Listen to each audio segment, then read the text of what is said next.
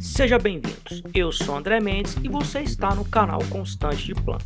Hoje veremos mais uma aula do tópico Princípios da Dinâmica, com o tema A Lei da Inércia.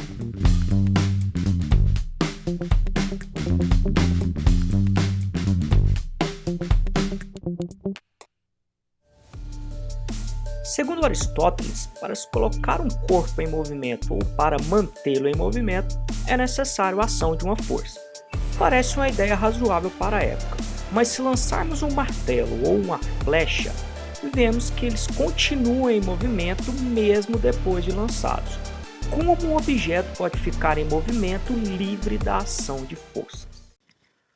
Para Aristóteles, era o ar empurrado para os lados pelo projétil que se deslocava para trás dele e produzia a força que o impulsionava. Então, se a força que atua sobre um corpo é nula, ele sempre permanecerá em repouso.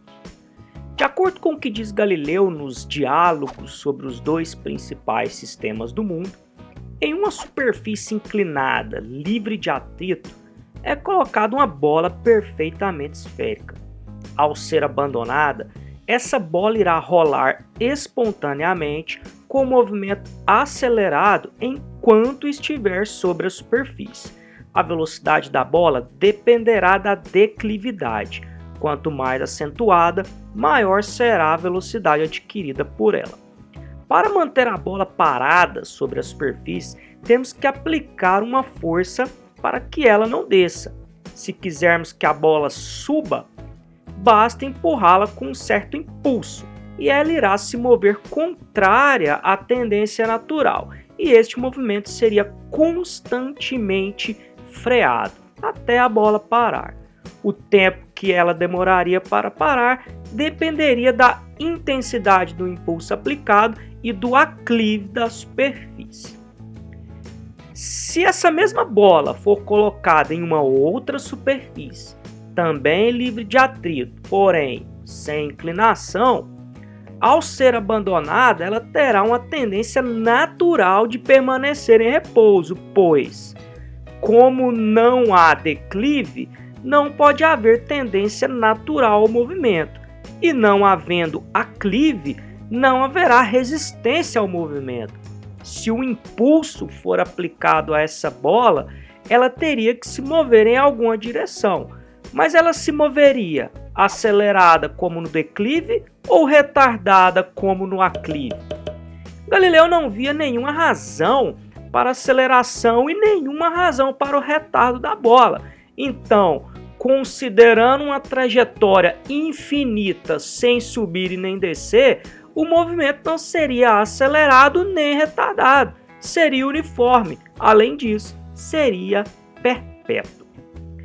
Temos aqui formulado pela primeira vez a lei da inércia.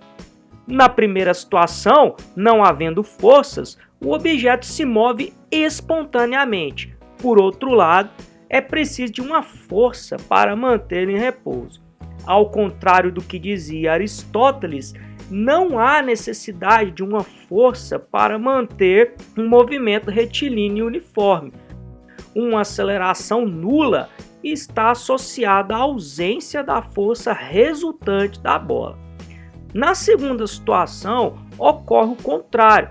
Na ausência de força, o objeto tende a permanecer em repouso espontaneamente, e é preciso uma força para fazê-lo se movimentar. No já citado Princípios Matemáticos da Filosofia Natural, Newton formulou 3 axiomas ou leis do movimento. E a primeira dessas 3 é conhecida como a lei da inércia. Todo corpo persiste em seu estado de repouso ou de movimento retilíneo uniforme, ao menos que seja compelido a modificar esse estado pela ação de forças impressas sobre ele. Esse é o enunciado da primeira lei diretamente dos Principia, de Newton, e traduzido para o português, que em outras palavras diz que se a força resultante em um corpo for nula, a velocidade não pode mudar. Isso significa que mesmo que um corpo esteja submetido a várias forças, Se a soma vetorial dessas forças for zero, o corpo não sofrerá aceleração. A lei da inércia não é válida para qualquer referencial. Um referencial cujas leis de Newton podem ser aplicadas é chamado de referencial inercial. A Terra não é um referencial inercial, pois o seu movimento em escala astronômica deve ser explicado pela relatividade restrita. Porém, o seu movimento de rotação afeta muito poucos movimentos do nosso dia a dia. Então, ao realizar um experimento sobre movimento em um laboratório, podemos considerá-lo como um referencial inercial. Uma partícula está em equilíbrio sob a ação de três forças, F1, F2 e F3.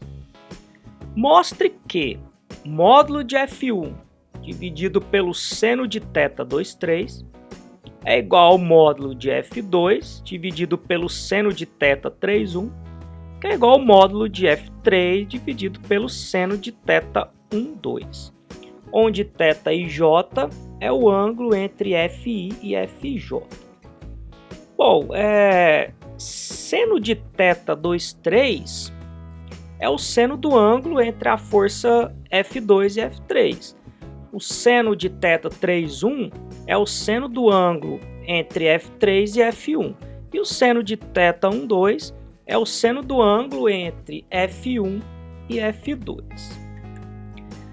O problema não nos disse, mas vamos considerar que esse sistema esteja em um referencial inercial. Como está em equilíbrio, é válida a lei da inércia. Então, a ideia é desenhar três vetores dispostos de uma maneira que a soma vetorial deles seja zero. Faremos então da seguinte maneira. Vamos desenhar primeiro apenas duas forças, F1 e F2. Agora vamos fazer a soma vetorial dessas duas forças, pelas regras normais do cálculo vetorial. Colocamos o vetor F2 na frente do F1 e ligando a origem de F1 com a extremidade de F2, temos o vetor resultante F1 mais F2. Então, para que a resultante das três forças seja zero, o vetor ou a força F3 terá que ser igual a menos F1 mais F2. E daí, finalmente, temos aqui representada a partícula com as três forças que estão aplicadas sobre ela. Vamos agora colocar os vetores dispostos a formar um triângulo, onde cada lado é representado por uma das forças, e explicitando o ângulo entre cada força. A lei dos senos nos diz que o lado de um triângulo dividido pelo seno do ângulo oposto a esse lado é constante. Então, aplicando essa lei nesse triângulo, temos F1 sobre seno de θ23 vai ser igual a F2 sobre o seno de θ31, que é igual a F3 dividido pelo seno de θ12, que é exatamente a relação proposta no enunciado do problema. Muito obrigado por ter chegado até aqui. Se gostou desse vídeo, dê o seu like. Se quiser saber mais sobre física e matemática, se inscreva no canal e compartilhe o vídeo. Dúvidas, críticas ou sugestões, deixe nos comentários. Um abraço e até a próxima aula.